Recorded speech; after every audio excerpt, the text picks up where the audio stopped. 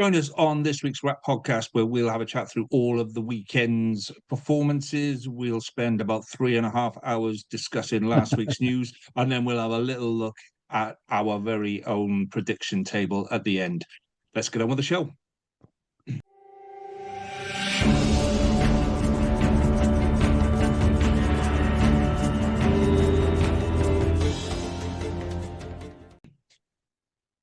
Hello and welcome to this week's edition of the WRRAP podcast with me, Lee G. Joining me, as always, Jamie, Nick and Harley. Good evening, gentlemen. Evening. So you can tell I'm a little bit chipper this week, So we'll get to obvious reason on that later. But before we do, we're going to start with the news desk. Jamie's going to do the news desk. I'm going to go and have a quick kip. Nick's going to go and make a quiche, and Harley's going to go and put the kids to bed. And there's a lot on the news desk. Overjoyed for me. So... Welcome back, Jamie. There is a hell of a lot of news to get through. I'm going to quickly rattle through this as quickly as I can. But Lee, I did say to you, we might need to do a separate pod for all this news because it's out of control. I mean, some weeks there's no news. This week it's just absolutely loaded with news. Right. Yeah. So start with the Dragons. So new deals for Jared Rosser and Dylan Keller-Griffiths. Dragons also announced the signing of Levi Douglas, signed from Biarritz, experienced 29-year-old who's had stints in the English Premiership, top 14 and now Pro D2. 6'5", weighs 20 stone, lovely jubbly. I didn't know he was Welsh qualified though. That came as a bit of a surprise to me. So Douglas is Welsh qualified for his grandfather, which is quite interesting. But looks a decent signing on paper at least. Big news, big retirement news. Dan Lydiate, the legend that is Dan Lydiate, he will hang up his boots at the end of the season. We all know the story by now. As a 19-year-old, Lydiate suffered a career-threatening neck injury. He was told by the doctors he may never walk again. But he recovered and he went on to become one of Wales's best ever flankers in the modern era, winning 72 Wales caps. And he played 3 tests for the British and Irish Lions. Absolute legend. Thank you for the memories, Dan. Scarlets news then.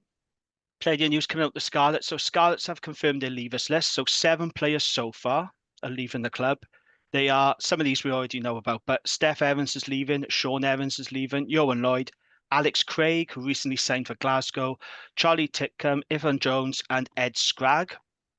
Scarlets have also said negotiations are ongoing with other members of the squad, and they will confirm all players who have been retained for the new season in the coming weeks. So one to keep an eye on there. And in news that does make me smile, Jake Ball, remember him? Or Jake Ballsack, as he was once called by the BBC. He's in talks to reverse his decision to retire from professional rugby and rejoin the Scarlets next season. So Ball was playing in Japan for NEC Green Rockets. I think Pivac was the coach there as well, wasn't he? But he left the club due to family reasons, and he's returned home to Australia. So Dwayne Peel was asked about this, and he said he's a quality player. He's been a popular member of the Scarlets, and he's in good shape. So it does sound like a deal is going to be done. It'd be quite nice to see Jake Ball back in Wales. I was always a big fan of his. Right, Ospreys. So the news we all knew about, it was coming. Adam Beard is leaving Ospreys from Montpellier. Big loss for the club, big loss for Welsh Rugby. I've always said, and I will continue to say, Adam Beard is one of the most underappreciated players in Welsh Rugby. I will die on our hill. But the good news for the Ospreys is they did announce the signing of 28-year-old Ryan Smith, who is the captain of the Reds in Super Rugby. I think this is the signing of the season so far. I think this is an excellent signing. Okay, he's not the same as Adam Beard. They're very different players, but it's a very, very good replacement. So Smith has made 69 appearances so far for the Reds, and he was included in Joe Schmidt's 38-man Australia training squad last June. So a very good signing there for the Ospreys. Moving on to Cardiff then. So Josh Adams, he signed a new deal. Good news for them. 34-year-old second row Josh McNally has signed a new 1-year contract to extend his stay with Cardiff. He's been a very solid signing, so that's good news for them. Wales Online last week was reporting that Dragons lock George Knott has signed for Cardiff. So that'll be announced in due course, I'm sure. In terms of departures, Rhys Littrick will depart Cardiff for a move to Edinburgh. And then moving on to news from WRU Towers. So the news was confirmed finally that WRU has announced that Dave Reddin has been appointed as its new Director of Rugby and Elite Performance.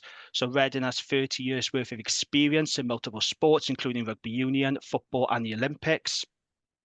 And then finally then, the new PRA still hasn't been signed. This is the new professional rugby agreement. Abby Tierney said there's no specific deadline, despite Richard Collier keyword given the regions a deadline of 15th of April to confirm their intention to sign the new deal. But Abby Tierney has admitted that they need to move quickly. She's also admitted that the other three regions have asked some very valid questions about the WRU's ownership of Cardiff and what that means for them. Talks are still ongoing with all the relevant parties. That is all the news I have. So I don't know if any of you want to pick up on that or anything I've missed. Feel free to include it. But yeah, that's all the news from a very, very busy week. Yeah, Can I a start round on of a applause for positive? Jamie there, though. That was Go on, Nick. You crack on, mate.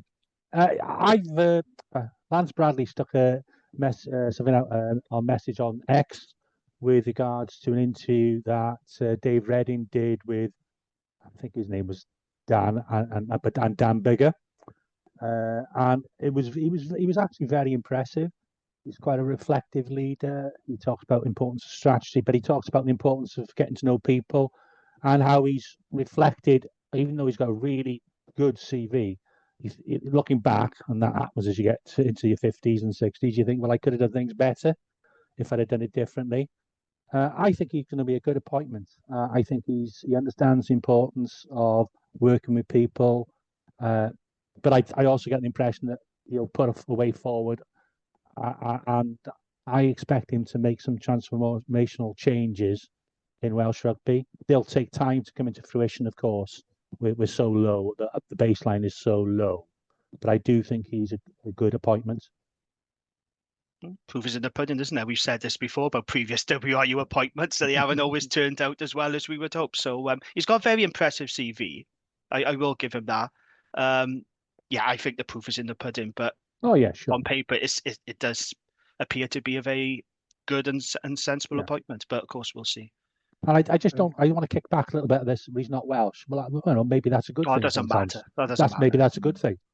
No, it don't matter. I just think that's bollocks, Farages and nonsense saying that someone's got to be Welsh to coach to understand what's going on with people. What are you saying? Anyone who's played for anything doesn't understand the pride. Fuck off. Yes, put a bit more bluntly than I would have put it, Harley. But I totally agree with your point. As you can tell, I don't have a customer-facing role in work. I think our first non-Welsh coach was Alan Davis, and he completely changed the way we start. When Alan Davis came in, we started talking about fitness and conditioning, and this is when the game was still amateur. So sometimes you need a bit of a change and a bit of a shake-up and all of that. So what about Beard and Nick? Beard leaving? Well, it's not a surprise, is it? The news. What's interesting to me with all these things is when they don't coordinate the announcements of leaving a club and the new club sign, or it's vice versa. The club announces they've signed somebody and the club they're leaving haven't announced it. You think they would maybe coordinate things a bit better? Now, are you going to be shocked if it's announced tomorrow he's going to Montpellier? No, we've known this since November. But yeah, he's as Jamie said, he's a very, very underrated player. And I think if you play in the same team as him or you support that team, you can see his strengths. He's got his areas that he's not so strong, but his strengths outweigh things he's not so good at. And he's a very, very good all-round forward. And he will be a miss. Of course he will. He will be a loss. I suppose we've, in some ways, through his injury this year, we've got used to not playing with him because he's been out for so long after his injury against Australia in the autumn internationals. So, and I do think Ryan Smith is a hell of a good addition. I think he's somebody who could really add something to the squad. So, yes, very sorry for Adam to be going. Wish him and his family well. But why wouldn't you go and live with your family in the south of France for double the money? It's fair enough. It's just the fact he's gone to Montpellier and they're a club of bastards, isn't they? That's what I don't like. Yeah, I want to know is what crime has he been alleged of committing? Yeah, it's full of scumbags, Montpellier. Don't like Montpellier. No, I agree. Out of all the clubs, I hope it's not true. I hope he's going to, cast. I'd rather he went to Saracens. Harley, what about you then? I mean, a relatively calm week in Cardiff, judging by the last couple of weeks. So, I mean, it's still raw and what have you, but how's it been? It's been all right. So I think the administrators' report's out now. So you're getting to see a breakdown of all the creditors, and it's really mad things like Cardiff owe John Mulvihill £6.88 for something or other. We already knew some of the headlines like the magician, but there's like a list of doctors and lawyers and all sorts of things, and you're just like, But I think there's some player rights as well that haven't been paid, and it's still pretty crazy, still pretty raw. Good news having someone like Josh Adams resign. That's that's a big statement of faith. That he's happy to stay in there. He's been absolutely fantastic. He sort of bucked the trend back when a time when teams almost didn't want the Welsh players coming into their side because they didn't get them to play. Whereas I feel like he earned his money. Play through it, extra thing. George Notnew's not the most inspiring signing, but I mean, as a replacement for Seb Davis and that sort of second, third tier, solid enough. He's been excellent for the Dragons. Probably one of the best lineup poachers out there. Still hoping for we're looking to bolster the second row, so it'd be nice hoping for a non-Welsh qualified coming in. But yeah, I said it's been a nice. No news is good news for Cardiff at the moment. And what about Dragons then, Jamie? How much are you going to miss? Legit, I know he's coaching team now, but is he? The influence on the pitch is still. It leaves a big gap. Yeah, but I mean, he hasn't really featured that much for the Dragons since his return. I think he's been very influential off the field. I know he's highly thought of by the coaching team. It's good news that he's going to continue as the Dragons breakdown coach. So he's still going to be involved in the environment. I think that's very important. But we knew this day was coming, but it is sad there was no when a legend finally does hang up his boots. And Lydiate, I love Dan Lydiate. He is undoubtedly one of the best Dragons players ever produced. Up there with Tulupe Faletau. Even as Welsh supporters, we all have to admit how good he was.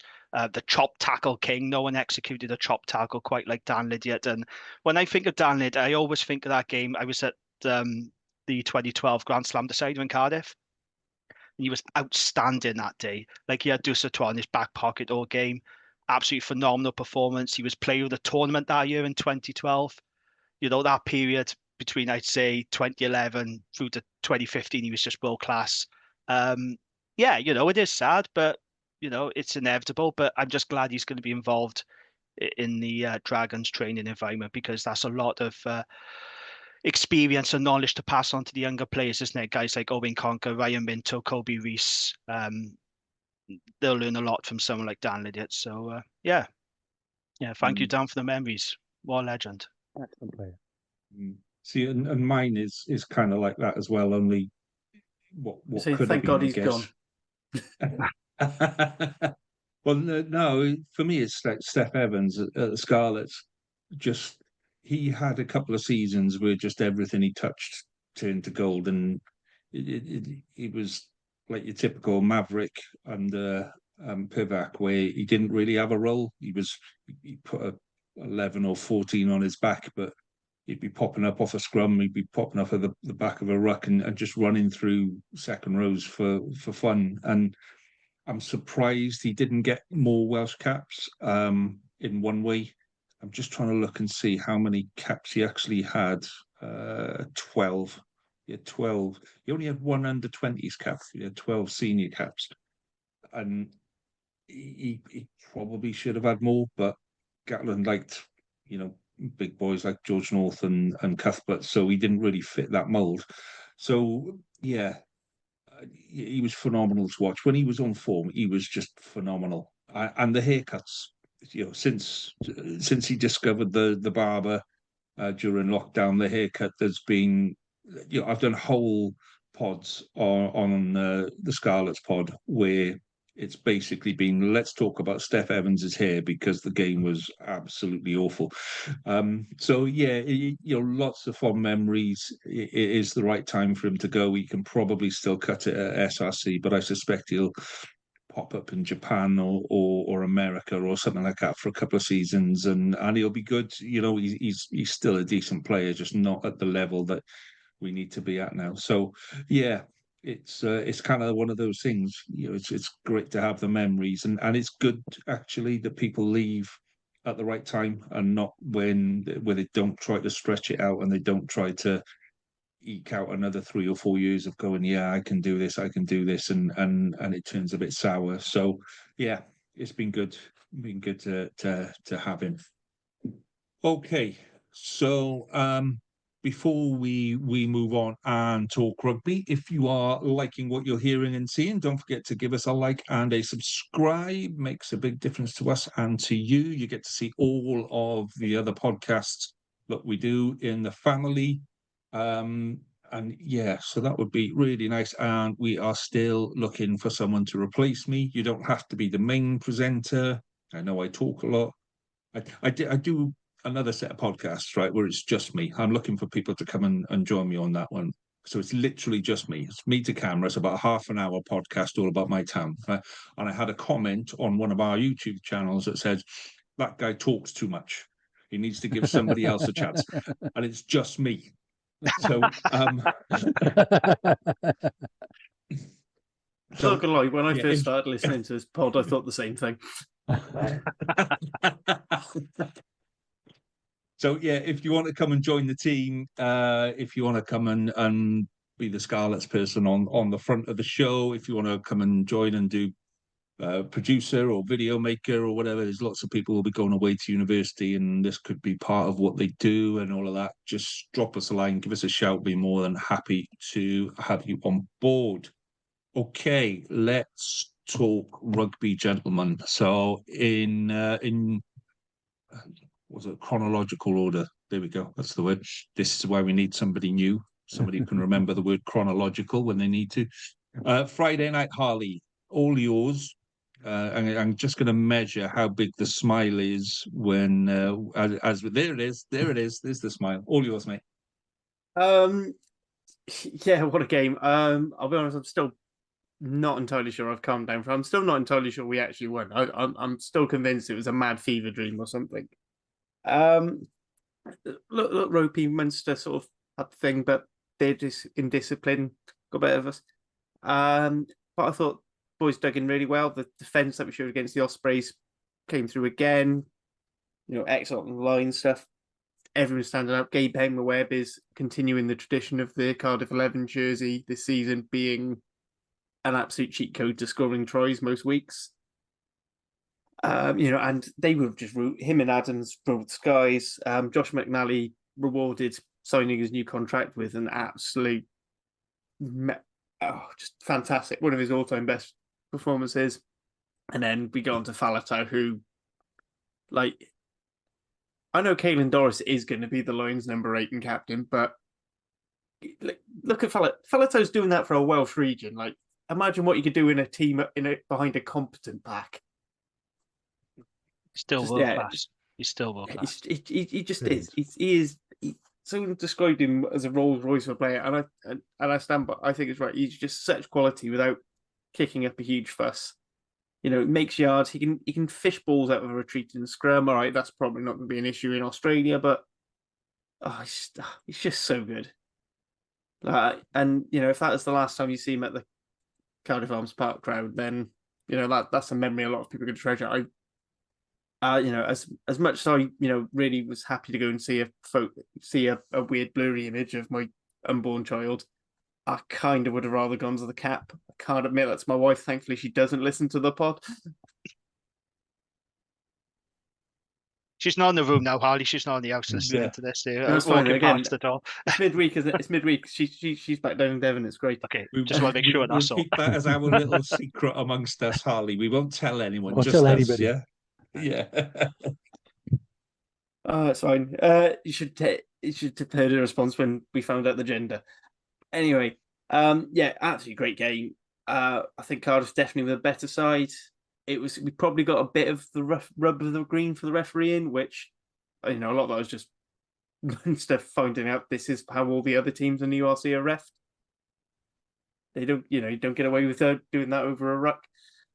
But yeah, it was a hard fought game. We needed 5 points. We've got 5 points, so now everything's pretty much in our hands now. If we want to make the top 8, I think the big one is going to be working out where in the top 8 we go, because I think Glasgow are Sharks. I fancy Cardiff to give it a good game. Bulls and Leinster probably be a step too far for us, but I said it's great that we're going to South Africa. It's in our hands.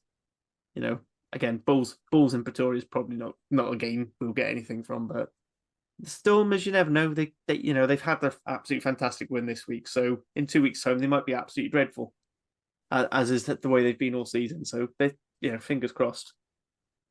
It was a great atmosphere there as well, wasn't it? That's what you want to hear. That's what you want to see in Welsh rugby. Excellent crowd and a really raucous crowd. That's what makes Welsh rugby special. Also, shout out to Rob Toogood, who's the PA guy, for getting Zombie to play at full time. Leinster song, there's just something just like, you knew he was a flanker in a past life. Cool. Okay. So that was actually quite short, Harley. I thought you were quite restrained there. I was expecting all sorts of 25 minutes of how amazing being under WRU control. What I will say now, we obviously over the last couple of weeks, there's been let's say a certain section of social media that's been very vocal about Cardiff, and we both know who we're talking about because they used to be very vocal about the Scarlets, and now they've turned their attention to Cardiff. They went very quiet on Friday night, very, very quiet, and then they went even quieter on Saturday night. And I don't think they've been back on social media since. There's literally not a peep out of there. So not all bad stuff, Harley. Not all bad. So yeah, always good. Saturday afternoon, then Jamie and now half time. Right, I was doing some work in the garden. I was kind of keeping an eye on the game, and I got to about half time, and I'd watched a little bit here and there. I thought the Dragons were doing okay. I went to walk the dogs, and the first 15, 20 minutes of that walk, I can't. It's like by the side of the road, isn't it? So I can't get the phone out and have a look. So about 20 minutes into the walk, I took my phone out, and you're 20 minutes into the second half, and I'm like, what the hell happened there? And it was very strange watching that first bit and then going out and then catching up with it 20 minutes later. It just seemed absolute chaos. So which one of you two wants to go first, Nick or Jim? Nick, you were the home side. You can go first. Yeah, I thought the actual Dragons started the game really well. They put a lot of pressure on the Ospreys. They got the basics right, and it was definitely a game for the first quarter, first half an hour of the game. You could sort of see the Ospreys were getting on top, and you sort of saw the Dragons tired in the game, Jamie. And as the game went on, that became more and more apparent. Very nice way to sign off with Adam Beard. It's a bit weird that we didn't hear more about, obviously, another Welsh legend, in Justin Tippick. Obviously, he wasn't fit enough to play, but they didn't make anything of it. It was his last game for the Ospreys. He's missed that opportunity. As he's going to do Ray Lilo and do one more year. So that'll be interesting to see how that plays out. Ospreys actually played some nice rugby at times once they got on top. Dan Edwards had a much better game than he's had in the previous 2 games. He varied his game really well, and he looked a really good outside half. The rest of the team contributed. I thought Morgan Morse had a very good game. He's still a bit raw, and he's got things to develop. Like when he made that fantastic break, he probably would have just been better off driving it on as far as he could and setting up the ruck. But luckily, we scored from that as well. And he recognised that himself. He's a bit frustrated from trying to throw the wonder pass. But yeah, a really good performance. Nice to sign off the season. I thought it was really classy from the crowd to give Dan Lydiate a standing ovation. From the home fans and the Dragon fans who was there, because he, as we've already alluded to, he was a great. So yeah, in a similar way to Cardiff, even though we've got to go now and win 2 games in South Africa, which is a very tall order. At least there's something to play for when we get over there. So yeah, everything that's not gone so well the previous 2 weeks was an improvement, was improved upon. And if I'm honest, Dragons second half, we're quite poor. Sorry, Jamie. I need to apologise. You're right. I'm not surprised at the result or that scoreline, to be perfectly honest with you. When I saw the team sheets come out, I knew Dragons were going to get thrashed. We have to understand and appreciate the Dragons have had injuries all season in the late teens, so we had 20 players unavailable for this game. I'm not excusing the performance.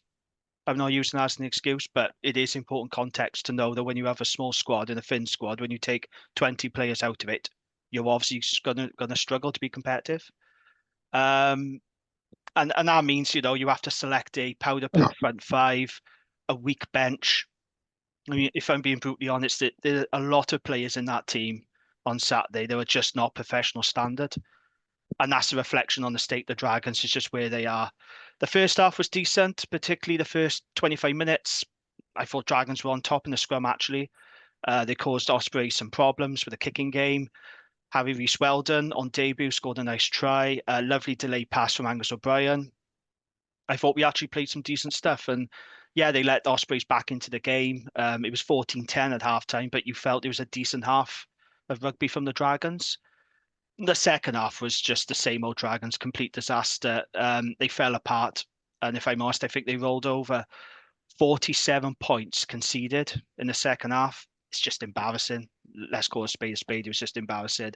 The fundamentals let them down again. They lost the aerial battle because Sunday was having a field day up in the air. The set piece didn't function. The scrum really fell apart in the second half when we brought on replacements. The Dragons' defence was pretty woeful. 28 missed tackles, tackle success rate of just 69%. So that tells a story. And some of those tries in the second half, yeah, I know Ospreys did play some nice rugby, but they were very soft, some of those tries, particularly Keelan Giles, Dan Edwards and Kieran Hardy's tries were very soft. But I think those tries sum up what the Dragons are right now. They're soft and they're easy to beat. And there's a real lack of leadership, intelligence and resilience in this squad. And they are a very poorly coached side. As for the Ospreys, they got the job done. They needed that win far more than the Dragons, let's be honest. I thought their halfbacks were excellent. Adam Beard was really good. I'm not convinced Ospreys are going to make the top 8, but they have given themselves a shot at least, and they needed that. And yeah, fair play to them. They were by far the better side. But the Dragons, I'm afraid, it's just been another embarrassing performance and, quite frankly, an embarrassing season. It started so positively in that first block. Even though they'd only won one game, I actually felt we were making progress and we were competitive. But let's be honest, since the start of the new year, they have been an absolute embarrassment, the Dragons. They're not even competitive anymore. I don't know what the answer is. I honestly don't. But yeah, very, very disappointed from a Dragons point of view. But yeah, well done, Ospreys. Best team won. I think the answer is to get Gav a new pair of boots and see if we can slot him in at blindside. I think that's the answer to your problems there, Jim. I'd have him a tight head. We got an issue with tight head. I mean, he probably would have done better than the Newport RFC prop that we had on Saturday. But like I said, that's just where he's played a lot more of tight head this season as well. Exactly. Yeah, that's why I'd have him there. But it just sums up where the Dragons are. For me, it just feels like they're a semi-pro team in a professional league. Would you like one modicum of comfort? Go on then.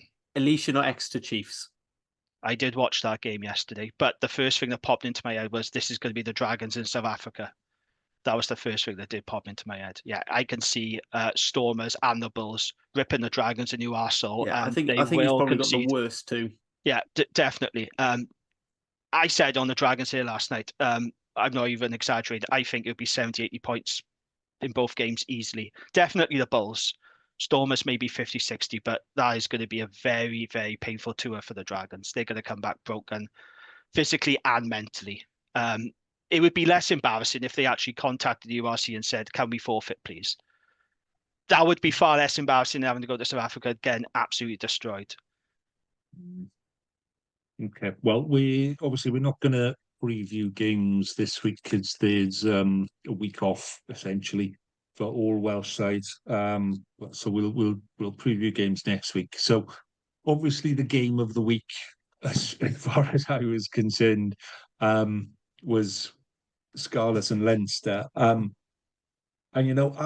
I'm quite positive with this stuff most weeks, as you guys know. I think last week it kind of got to me, and it kind of the nerves got to me, and I predicted a Leinster win by 1 point. And I think I might do that a bit more in future. I think maybe, do you know what, we came up from the very kickoff on Saturday. So from that first kickoff, ball kind of goes a little bit loose. Joe Roberts nicks it, goes round the blind side, sticks a little chip up the line, and his foot was in touch, and it was in touch. But if it hadn't been in touch, we had 3 players on their fullback 5 meters from their line, and that really kind of set the tone for the game. We weren't perfect by any chalk of the imagination. Costello actually had a really good game coming back. It was good to see him getting back in. Some of his kicking was a little bit rusty. There was one charge down and a couple of kicks that went a bit too far, but his vision and his creativity across the back line just opened up space for Johnny Williams and Joe Roberts just to really make Leinster look ordinary. So, somebody said today that was Leinster's 5th team. Well, it's a C team. It's not 5th team. That's harsh. It's a C team. All well and good, but I doubt the Scarlets could put a 2nd team out. If you take that first 15 away, I doubt we could even put a 2nd team out. So well done on having the luxury of having a B team and a C team and however many teams you want, but you can only put 15 of them on the park. And there was some decent play. Well, yeah, it wasn't their first 15, but there was still some decent play. Over half of those players are capped. Yeah. Like that was a fully capped in front row. You have Ross Byrne, who has more Champions Cup and international minutes than the Scarlets backline put together, minus Gareth Davis. Like that. Yes, it's a C team, but when your A team is Archie Snyman and fucking Geordie Barrett, a B team should be beating you. Leinster said, they've basically gone on about how they've got the right to put these teams out. Well, now you've lost. It's a bit like in the Six Nations when Italy were getting pumped by everyone's 3rd choice players until they weren't, and then everyone had to start playing 1st choice teams, and then Wales started losing to them every year.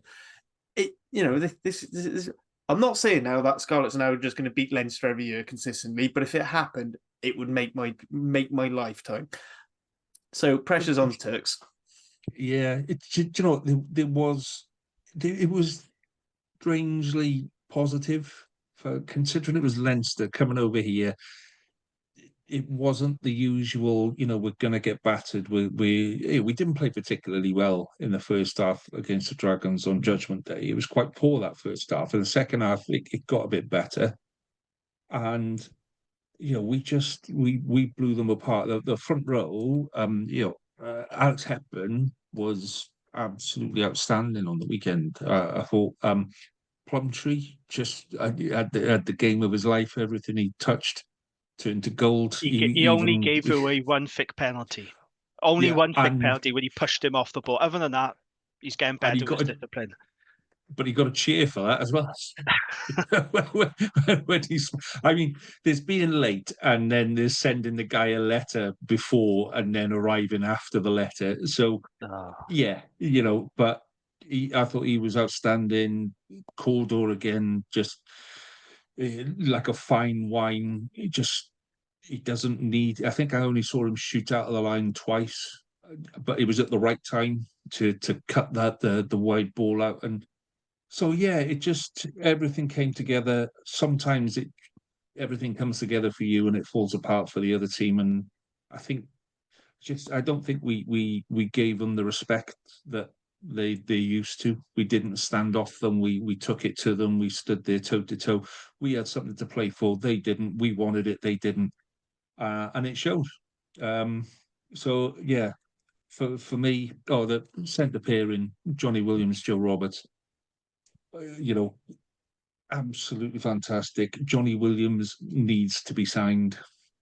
I know he's not everybody's cup of tea, but when you've got a backline that's got, Costello, Eddie James, Joe Roberts, you've got Blair Murray, Ellis Mee, Tom Rogers, virtually all of that backline can and will at some point get called up for Wales.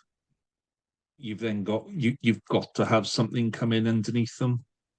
And at the minute we've got Joe Hawkins and Johan Nicholas, and it's just not enough to do it.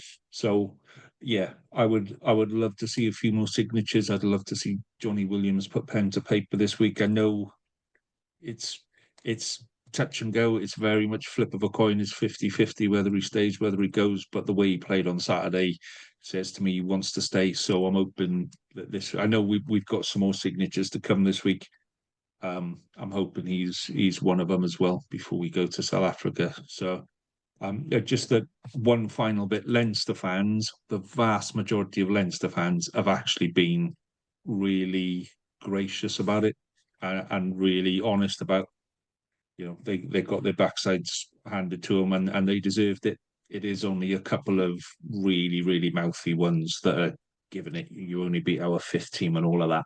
So I think that's true of overwhelming. Welsh fans as well. We all want. I'd like to finish higher than the Scarlets in the league come the end of the season. But what a great weekend for Welsh rugby. 3 teams. Obviously, one was always going to win because there were 2 teams playing. But overall, I'm first and foremost, I'm a Welshman, proud Welshman. Secondly, I'm an Osprey. So it was great. I think it's the first time that all 4 Irish provinces have lost in the URC for a long, long time. March 2015. Yeah. March 2015. And 2 of those against Welsh teams. So let's celebrate that. We don't have much to celebrate in Welsh rugby. Well, before we move on and round up, if you look at the top 8 of the table now, there's 1 Irish team, 1 Scottish team, 1, 2, 3 South Africans, 2 Welsh, and 1 Italian. It's not been that mixed up for a very, That's good for the very league long as well, time. isn't it? To have that Definitely. mix. Yeah, definitely. So yes, plenty more to come. Like I say, we all head off down to South Africa now for 2 weeks, work on a bit of the tan, taking some rays, chuck a ball about for a couple of hours on a Saturday afternoon, and then come home.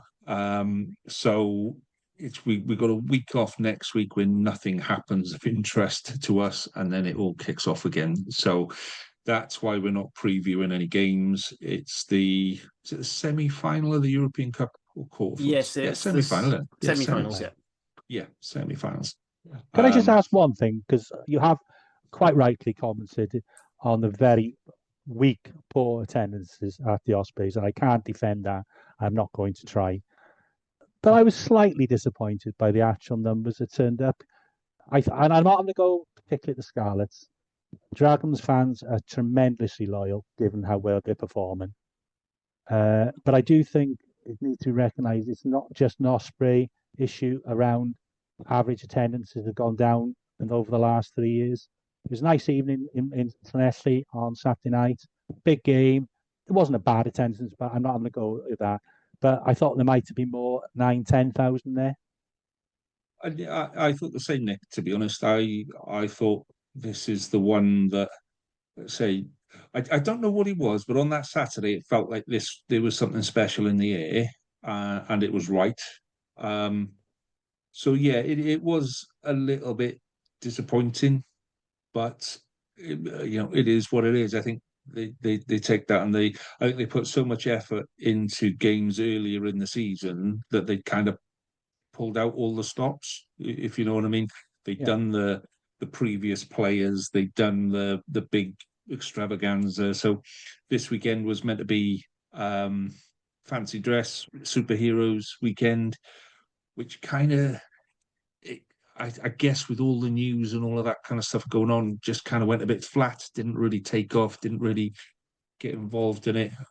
My Wonder Woman outfit stayed firmly in the cupboard next to my Catwoman And outfit. everyone is so grateful. Small mercies, Yeah. small mercies.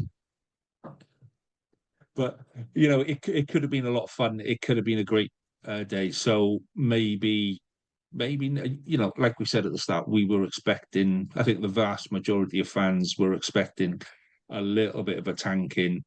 And there'd be nothing worse than being dressed as Batman and Superman when you're 50 points down to Leinster. But it was an opportunity missed out. You're right. I would have expected a few more there. Maybe next time it'll be better. Maybe next time we can but wish on those. Okay, so let's just kind of round up where we are at the minute then, in terms of like where we are as presenters in our little league. So Harley, this is all yours. Feel free to embellish and expand and rub Jamie's nose in it as much as you want. Jamie's been ahead all the way through the season, mate. And so yeah, all yours, Harley. I think Lee's only wanted an extra special section of this because of who is first now after back-to-back best guesses. It was always consecutive planned, games. mate. It was always planned. You're peaking at the right time, aren't you? Yeah, exactly. Peaking. Yeah. Yeah, so Nick has graciously decided to be dropped for the last couple of rounds because he's fallen to the wayside in fourth place on 121. I'm in third. I'm a one season wonder, so on 128. Jamie is following like the Dragons and falling short, Not that running out of bad, energy in Harley. the last. Come on now. Running out of energy right at the end of the game on 132, and Lee has charged ahead with a massive 133. So yes, he is celebrating a 1-point win, but they all count. We've two rounds left. He's changed tactics. Don't think tactic. He's taking it seriously now. Yeah. Do you know why? I know what he's done. Yeah, I'll explain to you why. Right. Go on.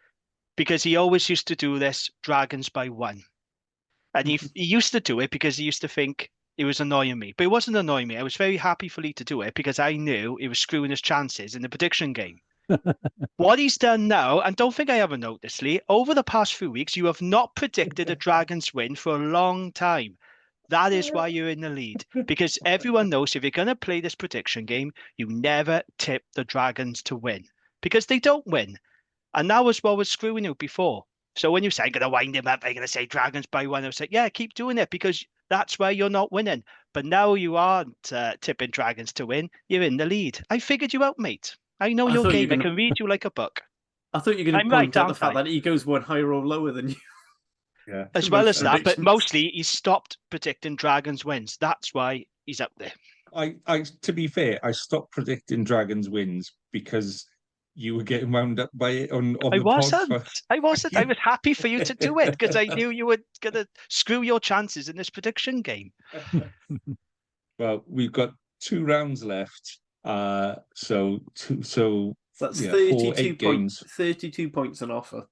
Still, that's minimum of 8 points. That's a lot. Everyone's getting a minimum of 8 points, but up to 32 points. Yeah. See, I like it when it goes nail. Forget the URC. The WRRAP prediction league. This is where it is. This is where it is. And don't forget. So, Nick, before you joined us at the start of the season, we all predicted where I think we predicted the whole table and who was going to end up. I remember listening to that. It was really good. I thought we just predicted which team comes where, just the Welsh sides where they can wear, and then how they do in the Challenge Cup, of which we were all wrong. Yes. We were nightmarishly wrong, but I've still got that to bring out for final week as well. So when we hit final week and we hit that, this is the end of season, regardless of who makes the playoffs and all of that bit. We've still got that bit to come as well. So there we go. He's still about 50 points ahead of everyone in terms of total variance. So he's still the closest, all in all. There we are. Yeah, see? but Lee's over 100 points out on that one. Dragons by 1. This is what we're doing. You ain't doing that anymore, mate, do you? No. No. Right. Okay. So yeah, we've got 2 weeks left of this season of the URC. And it's actually looking like we might have a few more post-season weeks, which would be really, really nice. So stick with us next week. We'll be back. We will preview the trip to South Africa. We will no doubt be test driving lots of sun cream. Nick, when are you actually going out there, Nick? Flying out on Monday. This Next Monday Monday. coming. Next Monday. So Fair play. yeah, weeks from now. Yeah, cool. So have you told the family that you're kind of visiting them while you're there for Oh the yeah, rugby? yeah, they know Or, that. yeah. That's a partner's family. Yeah. I'm really looking forward to it now. And we're going on a safari as well, so that's going to be cool. Very nice. Just Cool. don't go sticking your So- hands in line No, gaiters. We won't do don't a need Scott another Baldwin. stop No. Right. Okay. So on that, gent, one last time, if you want to come and join us and take over from me next season, please let me know. That would be very nice. Other than that, gents, it's been a pleasure as always this evening. Until next week, enjoy your rugby. All the best. Ta-ra. Ta-ra.